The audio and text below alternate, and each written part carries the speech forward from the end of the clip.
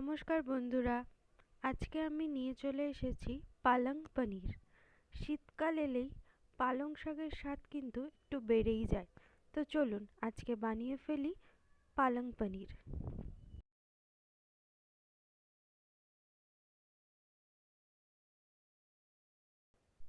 প্রথমেই কড়াইতে জল গরম করে নিয়ে তাতে পালং শাকগুলোকে সেদ্ধ করে নিতে হবে। পালং শাকগুলোকে আমি অফ ক্যামেরায় কেটে নিয়েছিলাম। জলটা গরম হয়ে এলে পালং শাকটা দিয়ে সেদ্ধ করে নিতে হবে। 7 থেকে 8 মিনিটেই পালং শাকগুলো সেদ্ধ হয়ে আসে। তারপর কড়াই থেকে নামিয়ে আমি জল ঝরিয়ে রেখে দিলাম। এরপর আবার জল গরম করে পনিরগুলো হালকা সেদ্ধ করে নিলাম। আদা, লঙ্কা আর রসুন আমরা মিক্সিতে দিয়ে পেস্ট করে নেব। ওটা হয়ে গেলে মিক্সিতে আমরা আবার সামান্য পরিমাণ ধনেপাতা আর সেদ্ধ করে রাখা পালং শাকটা দিয়ে আবার পালং শাকের একটা পেস্ট তৈরি করে নেব।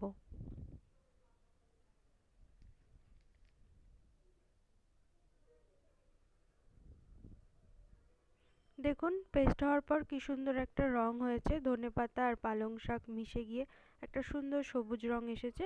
এবার আমরা এই পেস্টটাকে একটি পাত্রে তুলে রাখবো।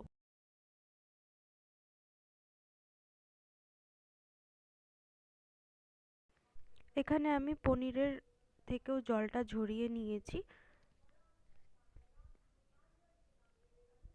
এরপর কড়াইতে সামান্য তেল গরম করে তাতে আমরা পনিরগুলো হালকা ভেজে নেব। খুব কড়া করে ভাজবো না, সামান্য পরিমাণ এপিট ওপিট করে হালকা লাল লাল করে ভেজে নেব।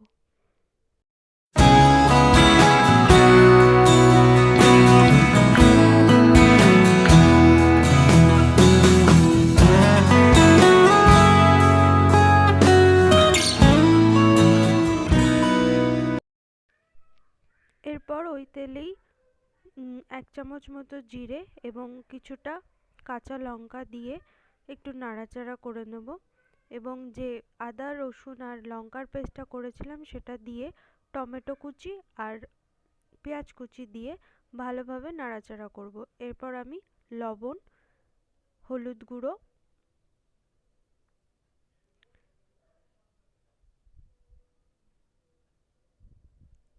সামান্য রেড চিলি পাউডার দিয়ে ভালোভাবে মিশিয়ে নেব। সামান্য জিরে গুঁড়োও চাইলে দিতে পারেন।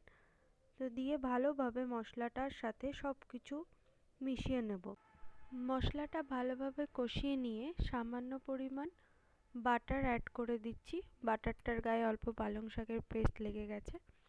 তো তারপর যে ধনেপাতা পালং শাকের পেস্টটা রেডি করে রেখেছিলাম সেটা দিয়ে হালকা নাড়াচাড়া করে নিচ্ছি। এরপর পনিরগুলো দিয়ে আবার একটু নাড়াচাড়া করে নেব। সামান্য পরিমাণ জল অ্যাড করে 5 থেকে 7 মিনিট ফুটতে দিলেই আমাদের পালং পনির রেডি। রুটি, পরোটা, নান সব কিছুর সাথেই এটা খেতে খুব ভালো লাগে। আপনারা বাড়িতে এটি অবশ্যই ট্রাই করবেন এবং কমেন্ট বক্সে আমাকে জানাতে ভুলবেন না যে কেমন হলো খেতে। টাটা বন্ধুরা।